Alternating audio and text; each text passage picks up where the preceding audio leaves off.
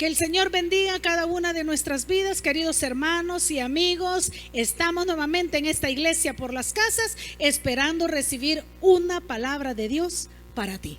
¿Qué vamos a hablar a esta hora? Hablemos de una pregunta.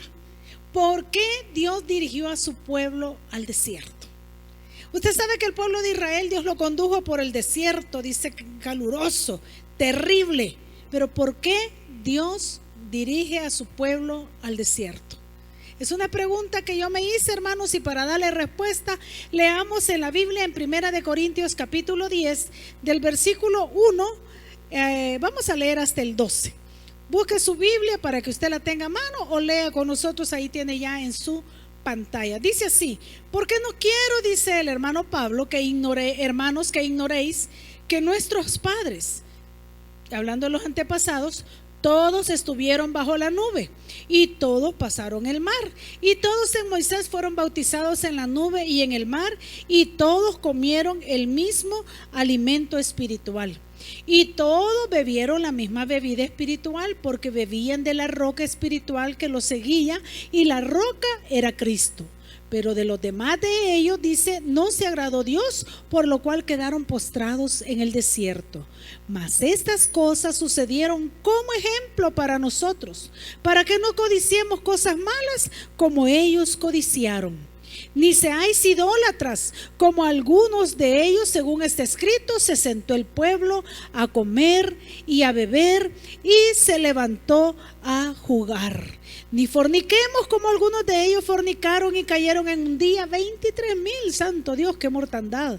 Ni tentemos al Señor, como también algunos de ellos le tentaron y perecieron por las serpientes. Ni murmuréis, como algunos de ellos murmuraron y perecieron por el destructor.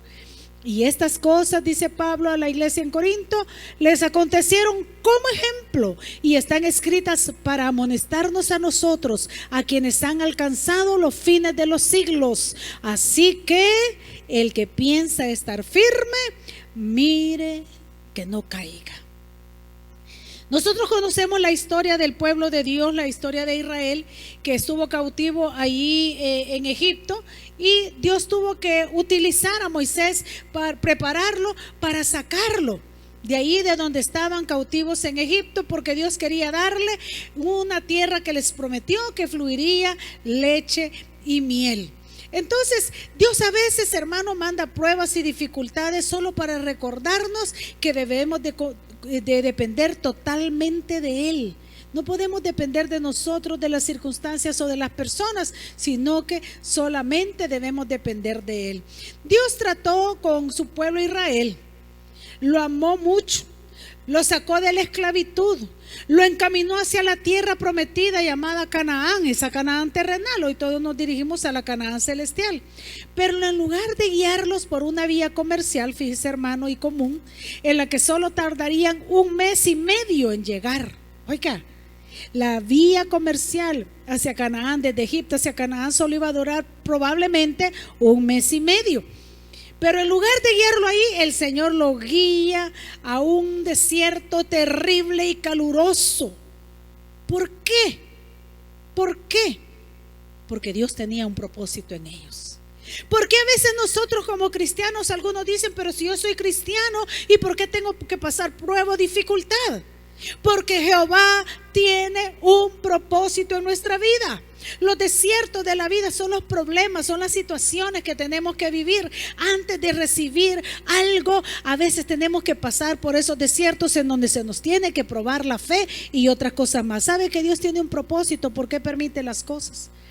Esta situación que todavía vivimos, que nunca, yo creo, nunca vamos a volver a lo que antes llamábamos normalidad. Ahora vamos a enfrentar el avanzar poco a poco, después de la vacuna, después de que pase eso, y con la nueva moneda, las cosas están cambiando. ¿Pero por qué? Porque la vida sigue un rumbo, nunca más vamos a volver a lo antiguo. Por eso es que la gente dice, ¿cuándo vamos a volver a como éramos antes? Respuesta, jamás, porque cada día es nuevo. Y cada situación trae su propia consecuencia. Pero veamos ahí por qué Jehová Dios dirigió a su pueblo hacia el desierto. Fíjese que la palabra del Señor es bien enfática. Y dice que Él lo guió en Deuteronomio 8:2. Oiga, déjeme leerle lo que dice el Señor en Deuteronomio 8:2. Cuando le habla de la buena tierra que han de poseer, le dice a Moisés: y te acordarás de todo el camino por donde te ha traído Jehová tu Dios estos 40 años en el desierto, le dice, para afligirte, para probarte, para saber lo que había en tu corazón, si habías de guardar o no sus mandamientos. Cuando leemos allá en Corinto, allá el apóstol Pablo le está recordando a la iglesia de Corinto que así como todos estuvieron bajo el desierto, pero no de todos, les dice, se agradó Dios. No de todos Dios estaba contento. Así también nosotros tenemos la oportunidad de estarlo. Y les dice, ellos perecieron porque fueron idólatras. Entonces nos dice, no cometan los errores que el pueblo de Israel cometió. Pero también aprendamos de lo que pasó del pueblo de Israel. Entonces en Deuteronomio capítulo 8 versículo 2 nos explica por qué Jehová dirigió a su pueblo al desierto. Y lo primero era para afligirlos. No, hermana Caro, qué barbaridad, quizás se equivocó. ¿Cómo es que Dios va a querer afligirlos? Mire, la aflicción, ¿qué es? La aflicción es pena, es labor, es fatiga. La aflicción también es dolor, es problema, es afanarse hasta quedar exhausto, sin fuerza, medio muerto, dice la gente, ¿verdad? Equivale a una prensa espiritual, o sea, como que lo vienen a apretar, como donde destripaban la uva en el agar, ¿verdad? Es exprimirlo a uno. Eso es una aflicción. La aflicción es necesaria. ¿Para qué? Para sacar lo mejor de cada uno de nosotros, hermano, en esta pandemia que, como le digo, no ha terminado. Hemos avanzado, pero no ha terminado. Sabe que aquí hemos conocido los que de verdad eran del Señor y los que no eran. Mucha gente de las iglesias se fue. Yo no le hallo sentido que la gente cambie de congregación solo porque aquí abrieron primero, allá abrieron después, aquí guardan los distanciamientos y allá no nos exigen nada. Yo no le hallo sentido. Pero ¿sabe qué entiendo a la luz de la palabra? Que fue una prueba para afligirnos y para mostrar quiénes realmente eran verdaderos creyentes. ¿Qué decir de los que se fueron al mundo de regreso? Entonces la aflicción es necesaria para sacar lo mejor de mí. ¿Sabe que Jesús dijo allí en San Juan capítulo 16:33? En el mundo, Él nos advirtió, en el mundo tendréis aflicción, dijo el Señor, pero confíen, hombre, les dijo. Yo, dice Jesús, he vencido al mundo. En otras palabras nos está diciendo, las aflicciones que puedan llevar aquí en esta tierra no tienen que tenerles miedo ni los tienen que hacer correr, porque tienen al que ya lo venció. Y si mi Señor venció todo esto del mundo, yo soy más que vencedor en Cristo Jesús, Señor nuestro. Eso es lo que nos enseña la palabra. Él ha vencido al mundo. Entonces Jehová dirigió a su pueblo al desierto para afligirlos, hermanos. Cuando la gente se mira sin nada, mire, ¿qué había que comprar en el desierto? Nada. Y aunque muchos al salir de Egipto, los egipcios, después de la muerte de los primogénitos, si usted lee la historia, les daban dinero, les daban oro, les daban plata, les daban telas preciosas. Pero ¿de qué les servía en el desierto, en medio de la aflicción? No te sirve nada, ni nadie te puede sacar. En medio de la crisis del año anterior, hermano, si usted la recuerda, por el mes de finales de marzo y abril y mayo, que fueron los más difíciles, mucha gente tenía dinero y no podía comprar nada. La aflicción, hermano, era fuerte, pero las aflicciones son necesarias para sacar lo mejor de nosotros. Pudimos entre algunos compartir de lo poco que teníamos. Y si usted tuvo y no compartió, se perdió de las bendiciones que Dios después traería. Pero Jesús permite esas aflicciones para que saquemos lo mejor de nosotros, no para que lo abandonemos a Él, como muchos lo hicieron. ¿Por qué Jehová dirige a su pueblo al desierto? También dice Deuteronomio 8, versículo 2, te acordarás de todo el camino por donde te ha traído Jehová tu Dios estos 40 años en el desierto para afligirte. Ya lo vimos. Segundo dice, para probarte. El Señor quería probarnos. Dios nunca nos prueba para saber quiénes somos. Él sabe quiénes somos. Nos prueba para que nosotros nos demos cuenta de qué tan sólidos estamos en Él. La prueba sirve para probar la fuerza. La prueba sirve para probar la lealtad, la fe, la disposición, la paciencia y el carácter de un creyente.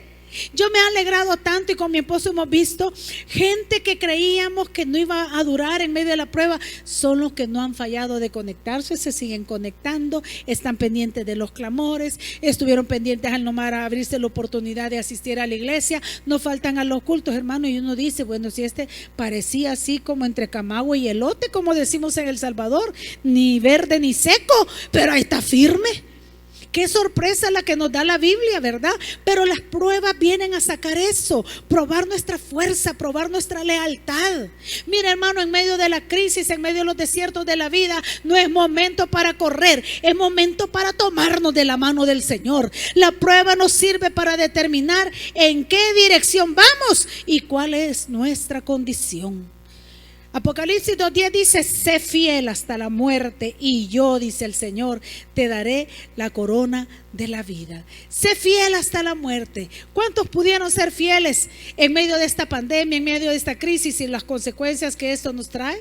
O en medio de la prueba, porque puede ser que tu prueba no fue la pandemia, pero perdiste todo, o perdiste a un ser querido y te has enojado con Dios.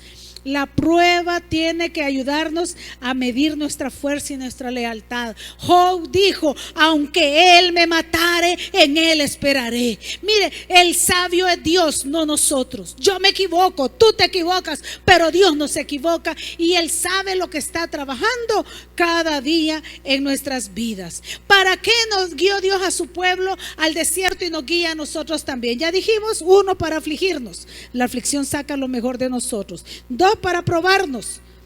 La prueba nos ayuda a medir nuestra fuerza, nuestra lealtad, nuestra fe, nuestra disposición y nuestra paciencia, o el carácter que tenemos para con Dios. 3, volvamos a Deuteronomio 8:2.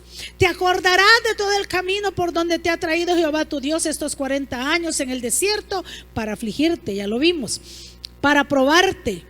Oiga lo 3, para saber lo que había en tu corazón. Para saber lo que había en tu corazón, si habías de guardar o no sus mandamientos. Hermano, ¿para qué Dios nos dirige a los desiertos? Para saber lo que hay en nuestro corazón. La Biblia nos dice en Jeremías 17:9 que engañoso más que todas las cosas es el corazón. ¿Quién lo conocerá? Dice. Hermano, a veces nosotros creemos que estamos firmes, nosotros creemos que podemos, nosotros creemos que vamos a avanzar, pero hermano, del corazón muchas veces nos engaña.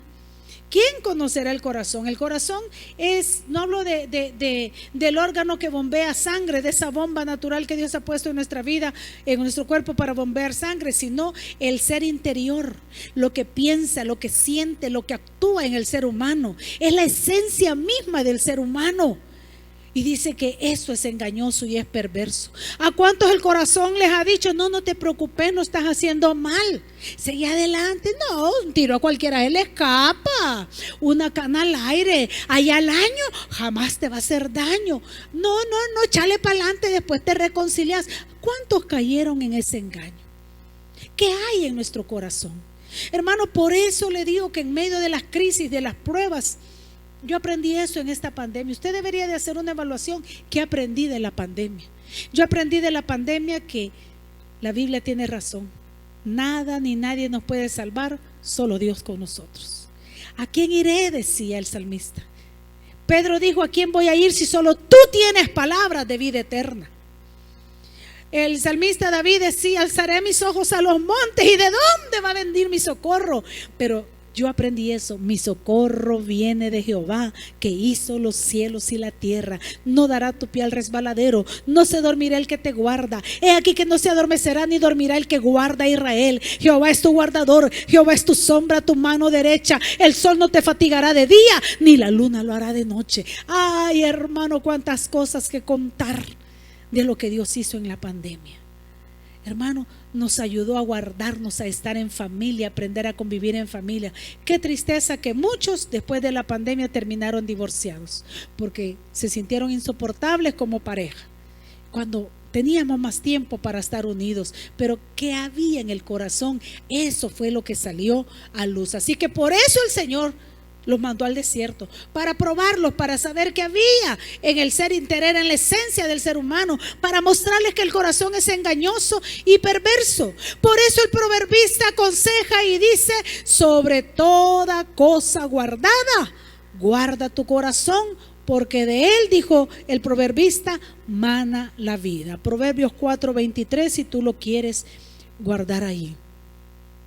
Fíjese que Deuteronomio 7:8 sigue diciendo, después de que le dice para saber lo que había en tu corazón, si habías de guardar o no sus mandamientos. Versículo 3 de Deuteronomio 8 dice: y te afligió y te hizo tener hambre y te sustentó con maná, comida que no conocías tú, ni tus padres la habían conocido, para hacerte saber que no solo de pan vivirá el hombre, mas de todo lo que sale de la boca de Jehová vivirá el hombre. Ahí viene diciendo: tu vestido nunca se envejeció sobre ti, ni el pie se te hinchó en 40 años que anduviste en el desierto. Y ahí empieza a decirles, y Pablo es lo que le está recordando al pueblo de Israel en el capítulo 10 de Primera de Corintios. Mire, ¿qué quiere decir esto, hermano?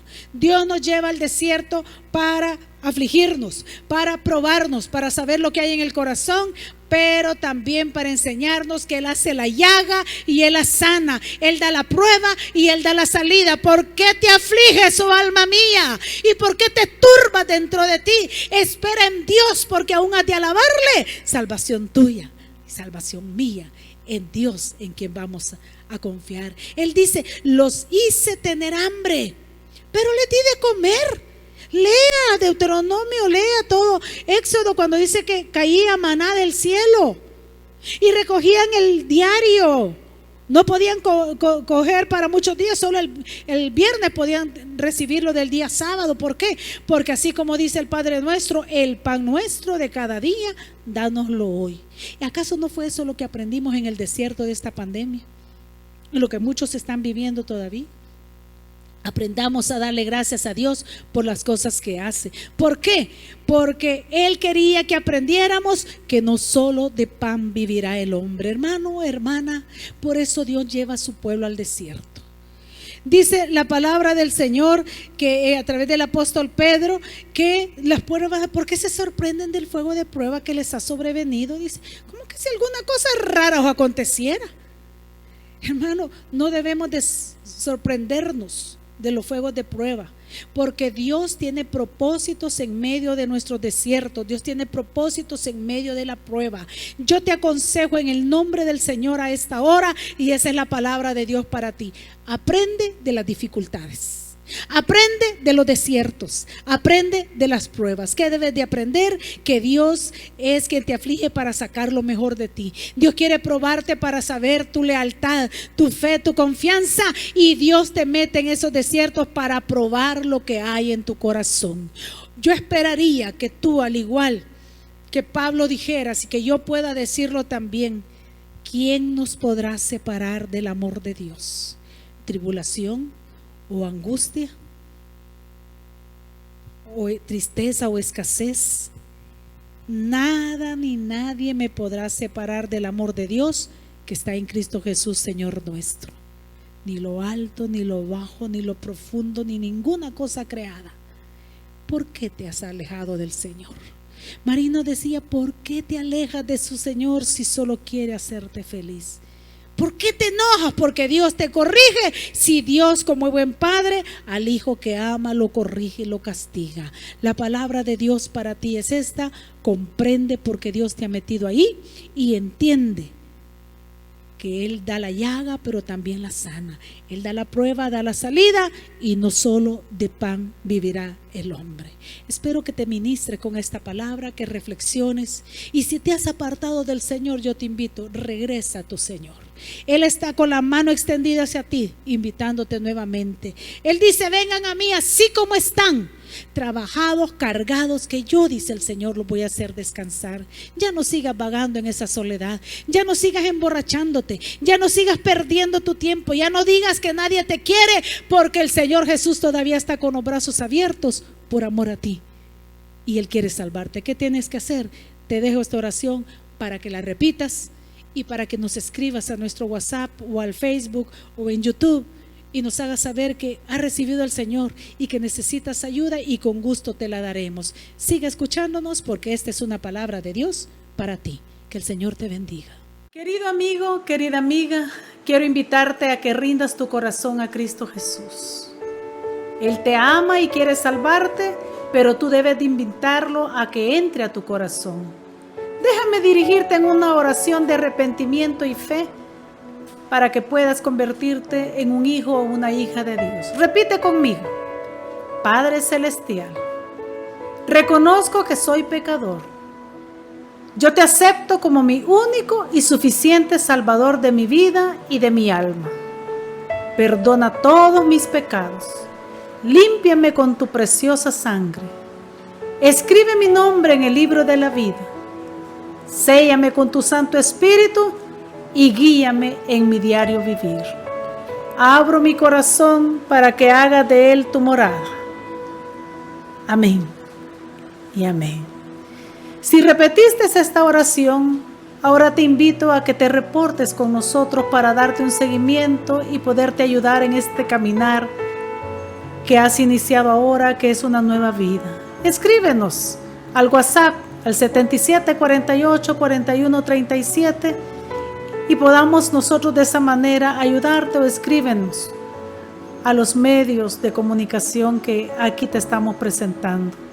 Te aconsejo que platiques con Dios. De aquí en adelante eso se llama orar, pero también, si puedes y tienes, leas de su palabra. Que Dios te bendiga.